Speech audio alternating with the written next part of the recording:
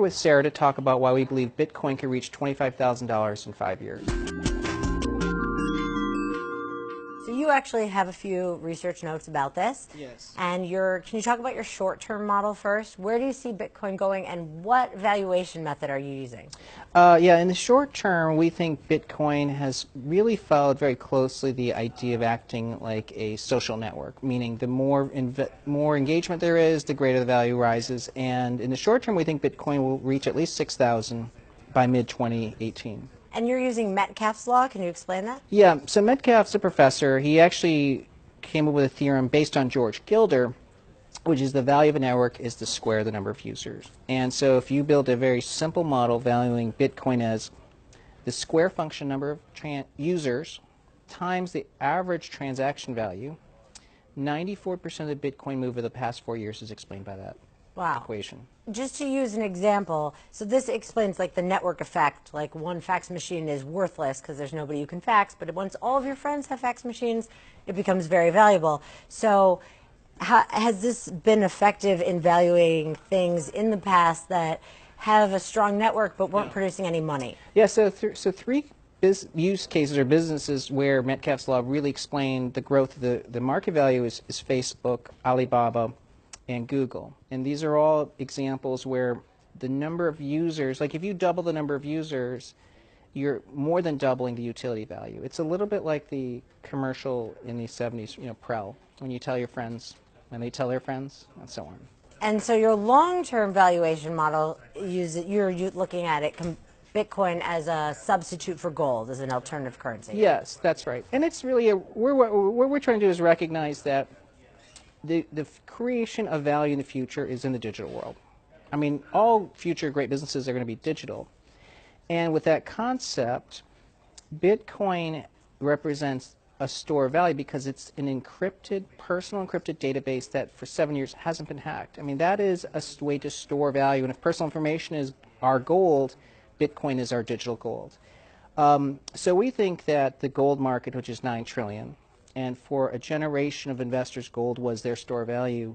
I think this next generation of young people view Bitcoin as their store of value. And if it captures 5% of the gold market, it's worth at least $25,000 per unit. And that's the big number that the $25,000 per unit hinges on the 5% of the money going into gold, going into Bitcoin. So how do you come up with the 5%?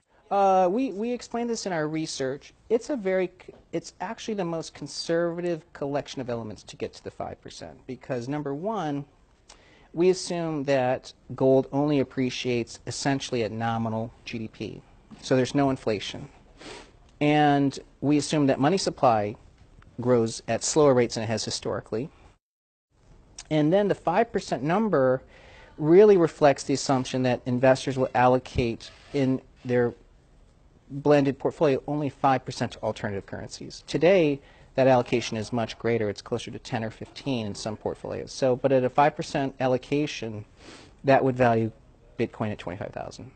Right. You can easily get to 100,000, 200,000 numbers.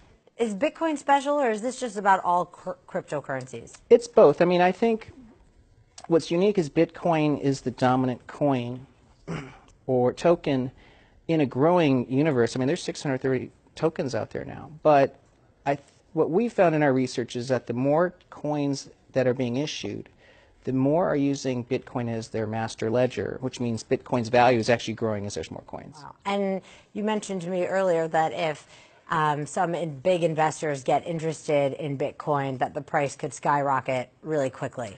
Yeah, that's right. What's interesting is Bitcoin is uncorrelated to other asset classes right now, and I think it really speaks to the fact that it's not institutionally held. It's really held by miners and enthusiasts.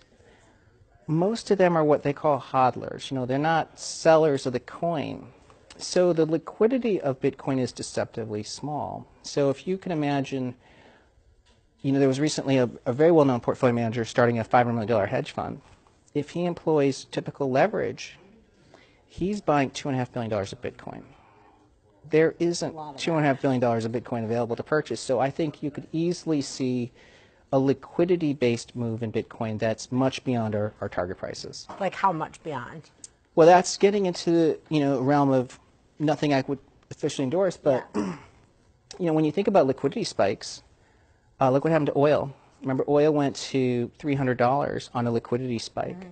So it probably would be easy to imagine that Bitcoin could be, 75,000, something like that.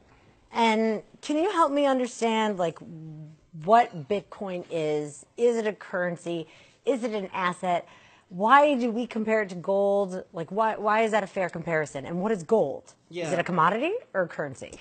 Yeah, it's a great question, because I think as a primer, someone has to fundamentally accept what Bitcoin represents. And what it is at the core, it is just a very well-designed database, one that, because of the way the encryption is built into it, is very hard to crack. So unlike typical databases where the encryption key is held by a central entity, Bitcoin has this thing called miners and nodes, that each of the nodes keeps a copy of the database.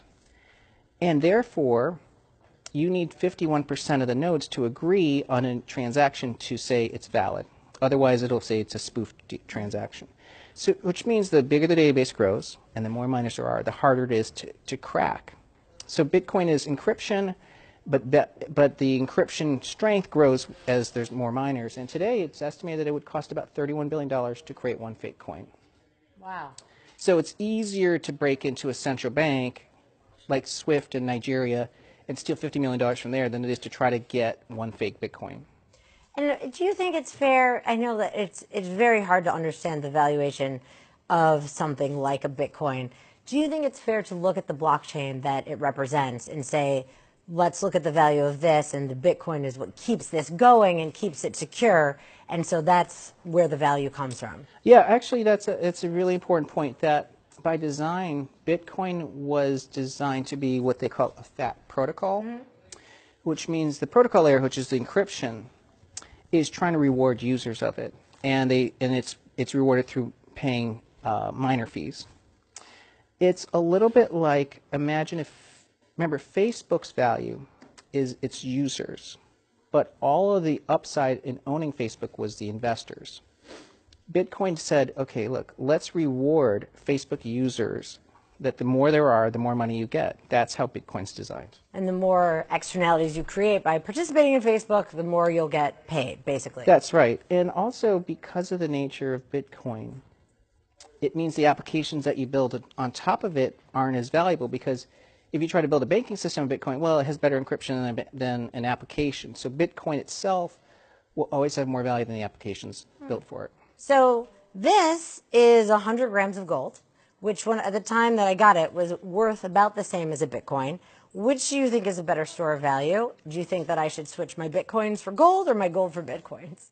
There's a whole generation of young people, including my daughter, who's a CS major, that would say they don't understand why gold at all represents a store of value. And it's important to keep in mind, for many years, gold's price never even moved when the dollar was on the gold standard. So I would say I would easily change that for a Bitcoin. Great. And when gold started trading freely, you point out in one of your notes that the volatility looked just like Bitcoin, and then eventually it settled down. That's right. When people talk about Bitcoin's volatility today, they're forgetting that when we went off the gold standard on the dollar, gold's volatility for 4 years was about the same as Bitcoin's volatility today. Great. Thank you so much. Yeah, thanks for having me.